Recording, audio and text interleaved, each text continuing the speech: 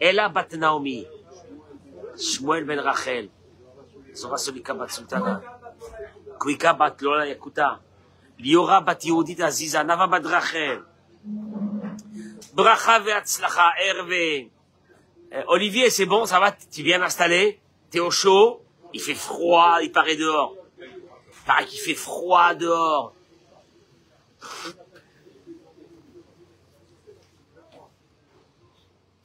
Je rassure nos amis qui vont nous écouter à Paris que ici le froid c'est 18, 20 degrés, il fait très froid. Très, très froid. Ils sont tous en manteau, ils ont froid, hein? Baruch Hashem, il y a un peu de pluie ce matin. Baruch Hashem, Akol Beseder. J'aurais voulu, sans passer directement au sujet, Béhémet, l'un des plus gros problèmes de notre vie, c'est ce travail de la hanava, de l'humilité, et d'essayer d'enlever la gahava. Regardez, on est au début de l'histoire du peuple d'Israël. La Torah nous annonce une chose qui va nous démontrer qu'est-ce que Dieu pense de ces gens-là. Qu'est-ce que Hachem pense de ces orgueilleux? Je suis orgueilleux parce que j'ai réussi. Je suis orgueilleux parce que Dieu m'a donné là. Moi, je suis orgueilleux. La Torah nous dit, au moment où Moshe Rabbeinu, Hervé, au moment où Moshe Rabbeinu doit aller rencontrer Pharaon, qu'est-ce qu'il lui dit Dieu? Pour lui annoncer la première plaie qui est la plaie du sang.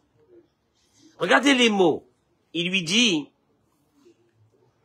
Lech el Paro, va chez Paro, boker, le matin. Yine yotse hamaima. Il sort en direction de l'eau. Hein? Il sort en direction de l'eau. Et tu te tiendras face à lui, au bord du fleuve.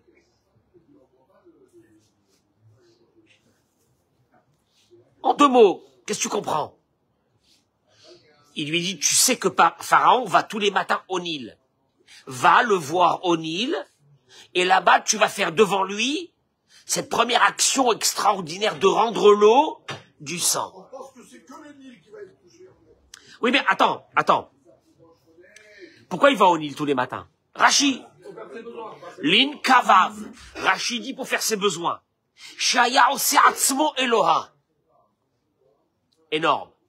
Il se prenait pour un dieu. Veomer, et donc un dieu quoi? Qu'est-ce qu'il a un dieu? Un dieu ne fait pas ses besoins. Ou mashkim veyotse la nilus. Il sortait de bonne heure le matin, vers Oset Tzrachav, et il faisait ses besoins. Tu m'entends? Bon.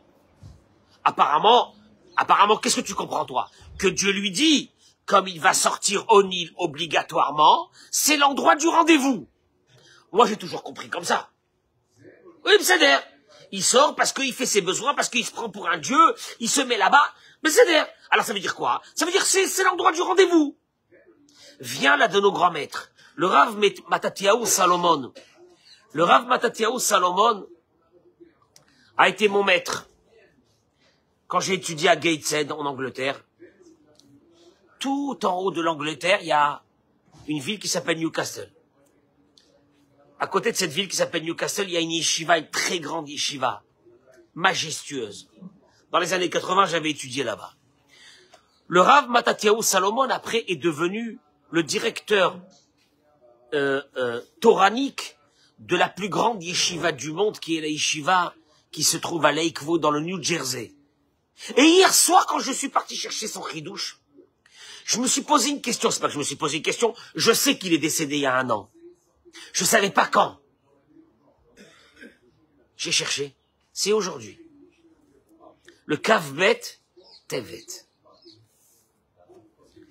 Ah, je voudrais vous dire qu'est-ce qu'il dit. Il dit le Rav Matatiaou Salomon. Hadgashat Yetziat Mitzrayim Amamayna Kedela Rotre Chanitzoto. L'information que Dieu lui dit va le voir à côté du fleuve, c'est pas simplement pour lui dire c'est là-bas l'endroit du rendez-vous. Et la zoït aktama le makadam. En fait, c'est une préparation à la plaie du sang.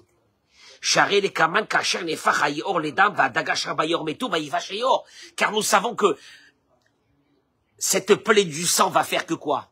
Le Nil va pourrir, les poissons vont pourrir, l'eau va devenir de l'hémoglobine. Je sais pas si tu te rends compte, qu'est-ce que ça veut dire? Arrête, il te dit, Ashkamazo aita mekouvenet gamel paro atzmo. Il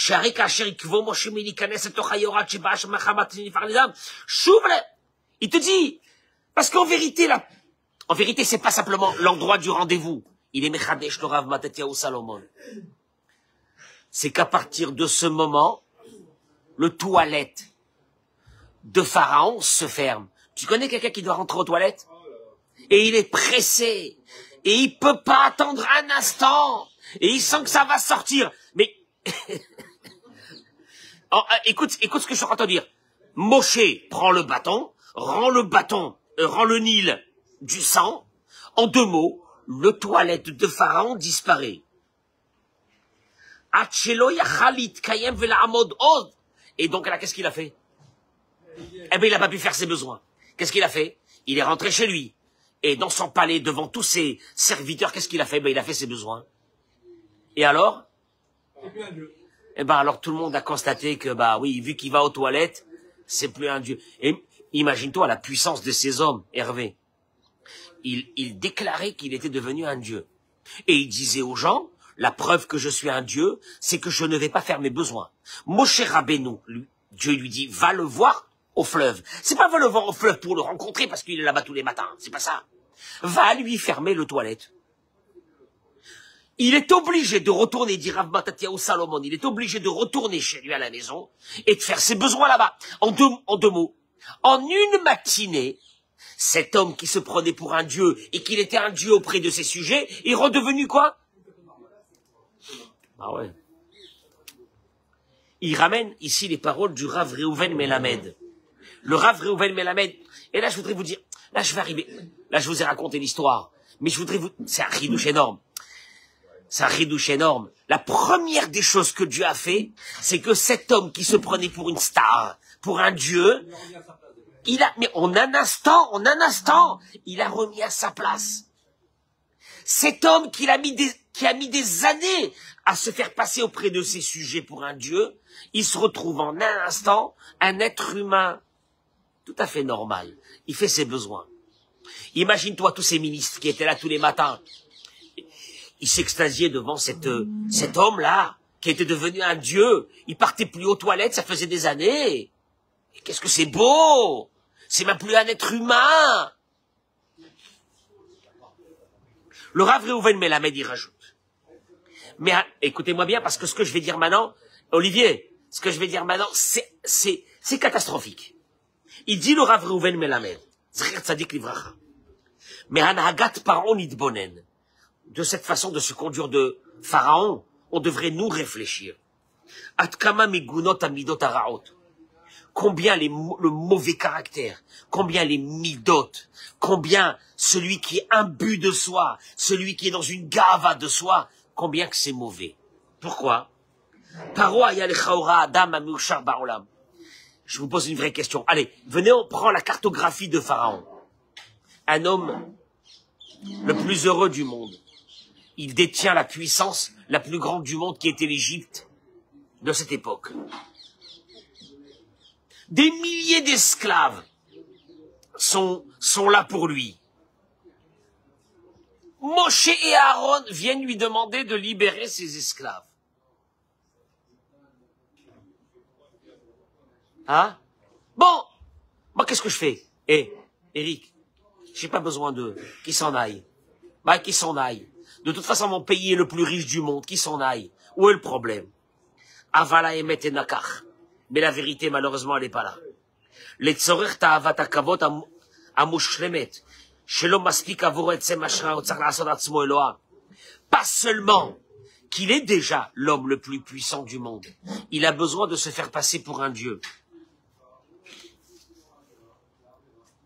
Et là, il donne une idée, le Rav, Reuven Melamed, qui fait froid dans le dos. Je peux vous la donner? Pharaon, pendant des années, il a fait attention de ne pas manger. Manger. T'es milliardaire, tu as des millions de sujets, milliardaire. T'as un empire qui commande le monde entier. Mais j'ai besoin de le faire passer pour un dieu. Et de là, va y avoir une obligation matérielle. Laquelle? Ne pas manger. Pourquoi ne pas manger? Pourquoi ne pas manger? Non, non! Mais parce que s'il mange, il doit aller aux toilettes. Or, il peut aller aux toilettes que de très bonne heure le matin, une fois par jour. C'est horrible. C'est horrible. J'ai devant moi tous les repas du monde.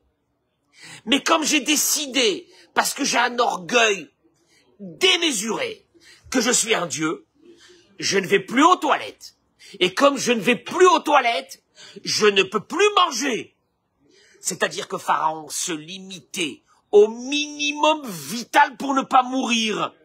Et pour... Hein? C'est-à-dire, écoute-moi bien. Non! Admettons qu'il disait à ces sujets que même un dieu y mange. Ça va. Mais quand un dieu y mange, il va pas aux toilettes. Or, le problème, il est quoi? Le problème, il est quoi? S'il mange un couscous boulette, hein? Il est obligé d'aller aux toilettes. Mais lui, il sait qu'il peut pas aller aux toilettes toute la journée. Rien. Ni bois. Ni Hervé. Maintenant. Hein? Quand tu manges rien et tu bois rien, il paraît qu'ils l'ont retrouvé ce pharaon. Hein? Non, ils l'ont retrouvé momifié. Ils ont retrouvé la momie de ce pharaon. Il est tout maigre. Il est tout maigre. C'est pourquoi il est tout maigre, il mangeait pas, le pauvre. Il buvait pas. Et il partait aux toilettes vers 5 heures du matin. Seul. Quand tout le monde dormait, il sortait au Nil et il faisait ses besoins. Maintenant, le Rav Reuven Melamed rajoute sur ce que dit Rav Matatiahu Salomon. Que, pas seulement que Moïse lui a bloqué son toilette, mais à part ça, sa vie au quotidien, c'était une horreur. Une horreur. Et là, il arrive à une conclusion. Et il dit comme ça. Il dit, Sevel Nora Ve'ayom. Une souffrance. Hervé, une souffrance monstrueuse. La chevette kolayom bakele. Ve'akol kede la'anot. D'être dans une prison toute la journée. Pour avoir ce kavod medoumé. Pour avoir cet honneur illusoire d'être comparé à un dieu. Tu te rends compte? En deux mots, qu'est-ce que la Torah est venue te raconter ici? Parce qu'en vérité, cette histoire, c'est l'histoire de Pharaon. Elle ne nous intéresse pas. Zerak Mashal, il dit le Rav Reuven Melamed. Les chol ta'avot olamazé amedumot. Tous les plaisirs de ce monde, tous les envies de ce monde. Mouchana Adam l'akriv et kol kevodo mamono shemo atov lelamedenu shebaolam hazeh kol ridifa acharei ta'ava molida bechar tzarot ukshaim. Tu sais ce qu'elle est venue d'apprendre la Torah? En deux mots. Toutes les envies. Ça peut être le kavod, ça peut être les femmes, ça peut être ce que tu veux. Va faire naître derrière ça. Va faire naître derrière ça la souffrance. Tu veux souffrir? Hervé, tu veux souffrir? Donne-toi au plaisir de ce monde. Tu veux souffrir? Donne-toi au plaisir de ce monde. L'un des plaisirs de ce monde, tu sais c'est lequel? Mais l'orgueil, le kavod, l'honneur. Donne-toi ce plaisir, Bevakasha. Mais la seule chose que tu auras, c'est que même un être humain lambda, un clochard dehors, il peut aller aux toilettes quand il veut, et toi tu iras pas. Tu peux pas aller aux toilettes, t'as intérêt à être constipé toute ta journée et ne pas boire de l'eau. Parce que si tu bois de l'eau, tu seras obligé d'aller aux toilettes à 18h, à 20h, à 22h. Pharaon, sa vessie, elle menaçait d'exploser, et il partait dormir. C'est horrible. En fait, la Torah, qu'est-ce qu'elle est en train de te raconter ici? Quand tu es en train de te raconter l'histoire d'un Maboul, la Torah, elle est en train de te raconter une chose. Mazé Ben Adam, Ben Adam, chez l'homme vide, un être humain qui comprend pas Mazé Amidot Araot. D'avoir, tu sais quoi? Des fois, je tombe sur des personnes, pas tout le temps, Chas Veshalom, pas ici. Mais des fois, je tombe sur des personnes qui ont des Midot Raot. Et presque, ils sont en train de me dire, je suis prêt à me suicider pour accomplir ma Midara. C'est ça. Mais c'est ça. Imagine-toi la vie d'un... Et Richard, imagine-toi la vie d'un être humain qui ne peut pas aller aux toilettes. Qu'une fois par jour à 5 heures du matin. C'est horrible. Mais c'est horrible. Mais je te dis, Ripono Shelolam. Et dis-moi, qu'est-ce que la Torah est venue te raconter ici? Le voilà, il sort pour aller aux toilettes. Va le voir là-bas, bloque-lui les toilettes. Qu'est-ce que c'est cette histoire de toilettes? C'est assez, hein? C'est parce qu'on attend de la Torah. La Torah est en train de te dire une chose.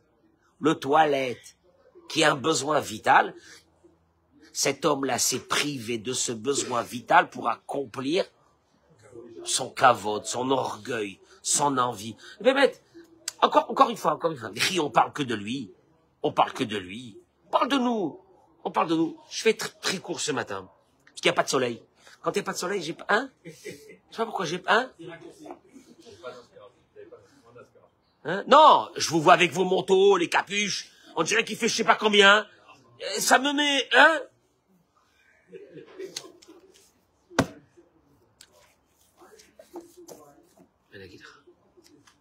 Béhémet. S'il y a une chose qui me fait mal, c'est quand nous-mêmes. Des fois, on a des moments d'orgueil, des moments où on est... Il ramène ici que... Il dit Rabbi Nachman de Breslev. Mais ça, c'est pas chouta, on le connaît. Boré olam hakadosh baruch hu, lo shochen ben anivraim, efo sheyesh ga'ava. Je peux traduire les mots? Où il y a de l'orgueil.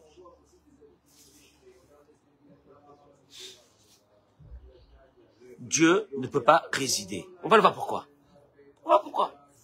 Maintenant, tu vas me dire, je suis désolé, monsieur le rabbin, mais moi, je me sens pas concerné par ça, je suis pas orgueilleux. Je peux te dire une chose. La colère provient de l'orgueil. Quelqu'un qui a de la hanava, il sera jamais en colère. L'orgueilleux ne supporte pas que ses volontés ne soient pas faites. Supporte pas. On lui a changé une chose, on lui a fait une chose. À la maison, sa femme, elle a fait comme ça. Elle lui a pas demandé son avis. Mais alors que je fais quoi dans cette maison-là? Mais quoi? Celui qui a de l'humilité ne se mettra jamais en colère. C'est-à-dire, il dit ici, Dieu ne peut pas résider où il y a de l'orgueil. Et il dit,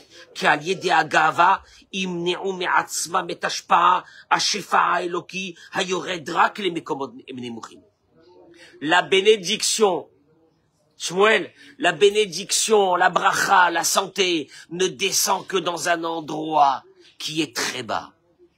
Dieu ne fait pas descendre sa bénédiction dans des endroits hauts, dans des endroits bas.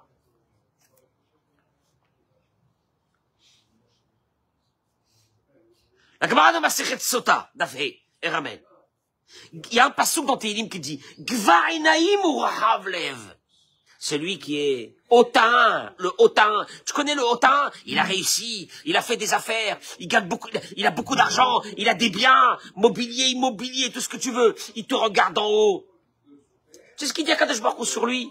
Maintenant, j'espère qu'il n'a pas besoin de Dieu. Pourvu qu'il n'ait pas besoin de Dieu. Le seul problème, c'est qu'il a besoin de Dieu pour sa vie. Gva'inaim ou Rahavlev, il dit David Amelech. Oto lo uchal. Oto lo uchal. Lui, le uchal. Hein? Qu'est-ce que ça veut dire le uchal? Je pourrais pas. Qu'est-ce que ça veut dire non. David Amelech s'est arrêté dans ses mots. Le uchal, je pourrais pas. Qu'est-ce que ça veut dire le uchal? La Gemara ramène. Amar Kadosh Baruch Hu. Gemara dans Masechet Sota. Dieu il dit. Hagonev malbushi. Celui qui a volé mon habit. Parce que l'orgueil, c'est un habit de Dieu. Adonai, Malach, Geout, Lavesh. Un habit de Dieu. Tu sais pourquoi c'est un habit de Dieu? Parce que qui peut être orgueilleux? Celui qui est éternel. Celui qui a besoin de personne. Celui qui n'a pas besoin d'argent. Celui qui n'a pas besoin de vie. Celui qui n'a pas besoin de santé. Celui qui n'a pas besoin que ses neurones fonctionnent. Celui qui n'a pas besoin qu'il n'a pas peur d'avoir un AVC. Celui qui n'a pas peur d'avoir une crise cardiaque le matin. Celui-là, il peut avoir d'orgueil.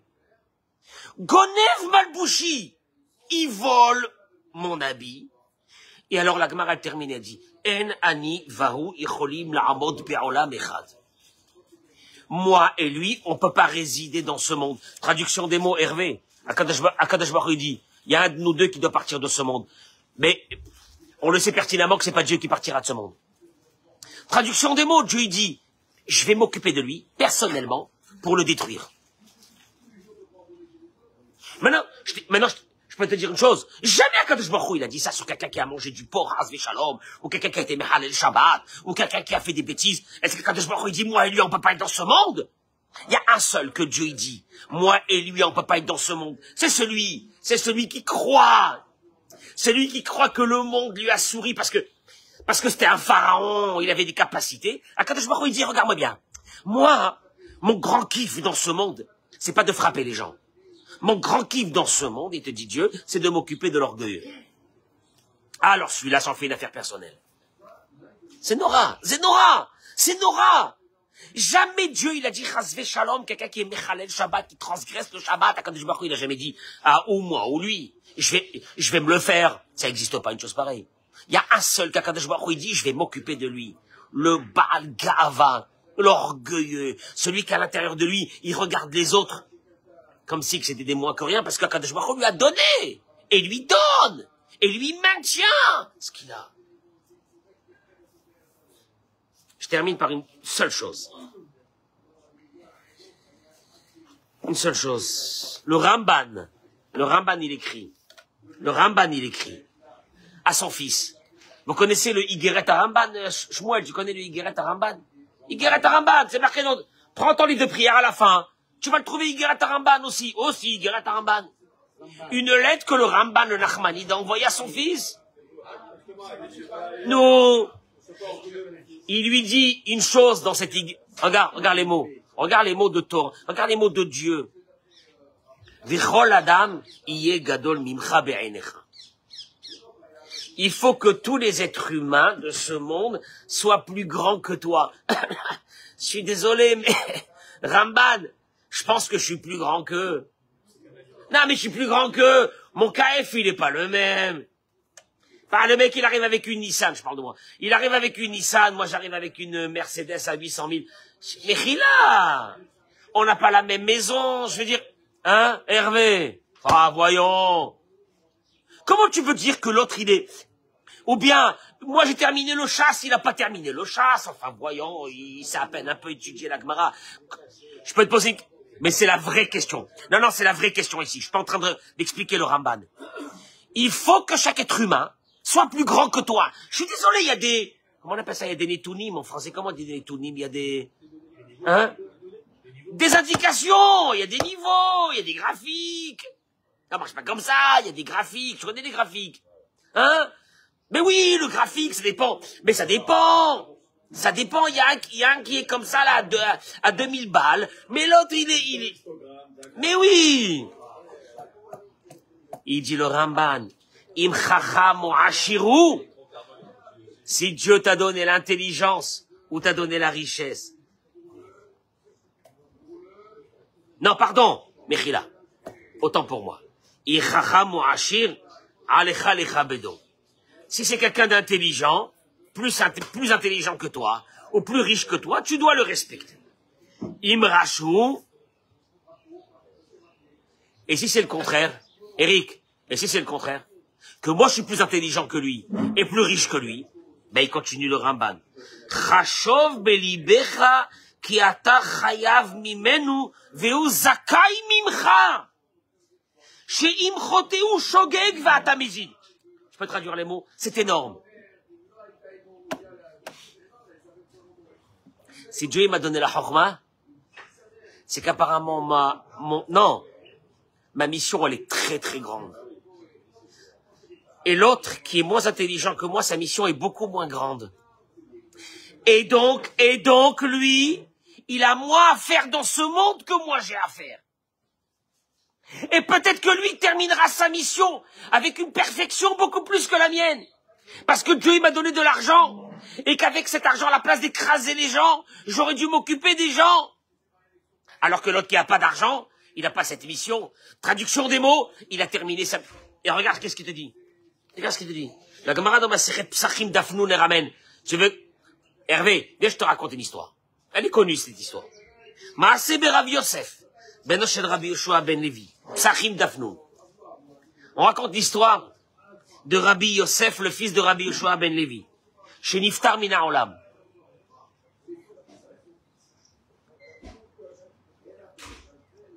Il est mort. Rabbi Yosef est mort. Le fils de Rabbi Yoshua ben Levi. Vechazar Lichiot. Il a eu un moment de mort. Son cœur s'est arrêté de battre. Son âme, elle est partie. Et quelques instants après, elle est revenue. Et il a continué à vivre. Aujourd'hui, on appelle ça Mavet Klini. Rabbi Yoshua ben Levi a demandé à son fils, Yosef, qu'est-ce que tu as vu en haut quand tu étais en haut? Qu'est-ce que tu as vu? Ton âme, elle est partie, elle est revenue. Qu'est-ce que tu as vu? Un Marlot, il lui a dit, Olam Hafuch Raiti. J'ai vu un monde à l'envers. Elionim lemata, vetartonim lemaala. Ceux qui étaient en haut, je les ai vus en bas, et ceux qui étaient en bas, je les ai vus en haut. À Marlo Aviv, son père, il lui a dit, Olam Barou Raïta. Olam Barou Raïta. Tu as vu la vérité du monde. Le Tosfot, il explique, c'est quoi cette discussion? Ceux qui étaient en haut, je les ai vus en bas, ceux qui étaient en bas, je les ai vus en haut. Qu'est-ce que ça veut dire? Tosfot, il dit, Rav Yosef Ra be'olam ha'emet anashim mifursamim bechormatam ou be'oshram ou be'ma'asehem ba'olam hazeh. Rav Yosef a vu des personnes qu'il a connues dans ce monde, qui étaient riches, qui étaient des grands hommes, qui ont fait de grandes actions dans ce monde. Be'ilosham be'olam ha'emet, et là-bas dans le monde de la vérité, il les a trouvés où? Ici, ils étaient en haut. Là-bas en bas. Et les Umatam, Anashim, et le contraire, Hervé, des personnes qui ici étaient des gens très simples, il les a trouvés là-bas. C'est horrible. C'est horrible quand on partira de ce monde. Et qu'on verra que des personnes qu'on a connues qui étaient pour nous des... Hein? Ici, ils étaient... Non, ici, ils étaient...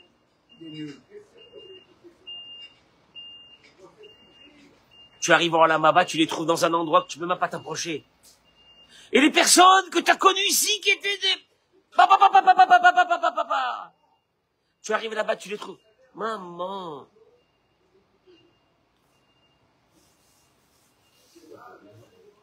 Il dit le Rav, il y a ici un Moussar Askel, il y a ici un message énorme. Des fois, mes alzelim ba'anashim pshutim. Des fois, on respecte pas des personnes simples, qui sont pas intelligents spécialement, qui sont pas des grandes sadikim. Alors que après 120 ans, on verra qui on les a mis avec les très très très très grandes sadikim. Comment ça se fait? Comment ça se fait? Allez, vas-y. Vas-y. T'accueilles une personne qui est très simple, que tu connais, elle est simple. Rien, ni religion, ni Torah, ni richesse, ni rien. Bon, ben ça va, elle est là. Et par contre, ce monsieur qui rentre, oh là là, Baruch Haba, hein, Baruch Haba, oh, quel honneur que vous êtes venu nous voir. Oh, là, on est ému, on est touché. Oh, la baba. Chez Merachem, c'est le contraire. Cette personne pshuta, il vient le Rav Eliaou Dessler et il donne une indication fabuleuse. Et je termine avec ça. Il dit Rav Eliaou Dessler. Il dit Rav Eliaou Dessler. Ces personnes simples. Ces personnes qui valent rien. Et que toi, tu te sens beaucoup plus intelligent, beaucoup plus riche, etc. il dit comme ça. Il dit,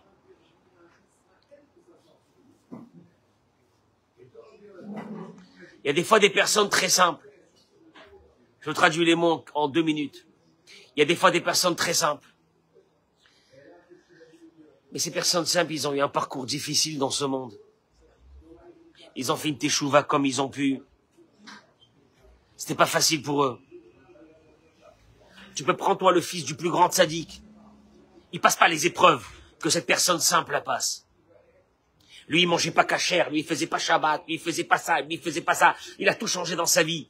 Tu vas prendre un grand rave. Mais son père était déjà religieux.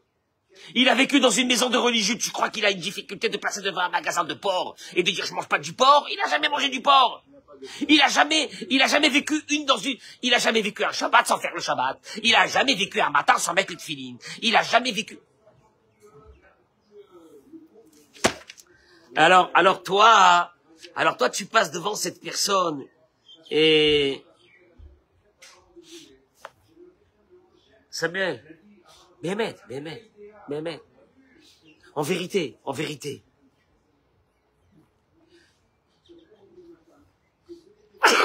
Mérida. La grandeur d'une personne. Shmuel, la grandeur d'une personne. C'est ce qu'elle accomplit sa mission dans ce monde. La mission du Chacham, la mission du riche, elle n'est pas la même mission que nous. Lui, il a beaucoup à faire s'il fait pas malheur à lui.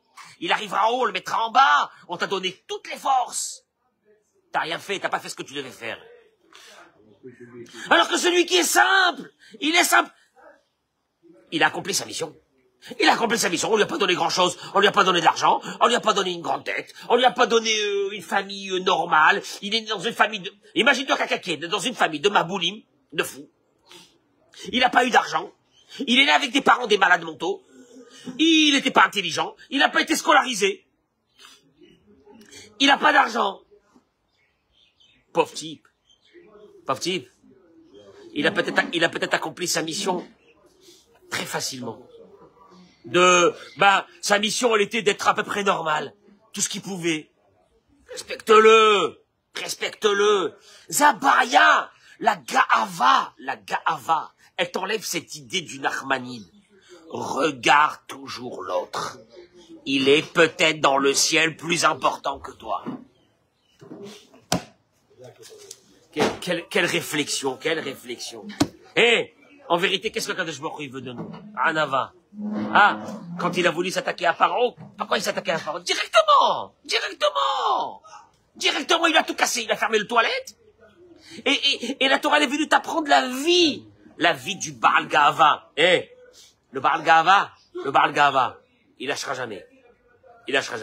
C'est une question. Alors, comment il te dit? Non, il te dira pas Hervé l'orgueilleux quand il veut frapper quelqu'un, quand il veut pas lâcher quelqu'un. Il te dira pas, c'est une question d'orgueil. Il te dira, c'est une question de quoi? De principe.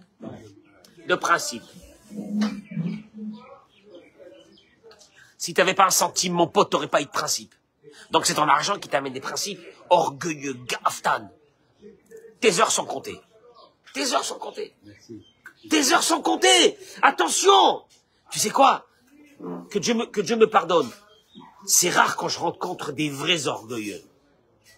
Mais quand ça m'est arrivé de rencontrer un vrai orgueilleux, je me suis dit dans ma tête, qu'il fasse teshuva. Mais s'il fait pas teshuva, Kadosh Baruch Hu, montre-moi ta grandeur. Zénora. Et ils font du mal. Et ils sont sûrs qu'ils ont tous les droits, vu qu'ils ont de l'argent. Vu qu'ils ont du pouvoir, ils ont tous les droits. Bracha ve'atzlacha, toda rabba. Bracha ve'atzlacha. Amen, Ken Yirah.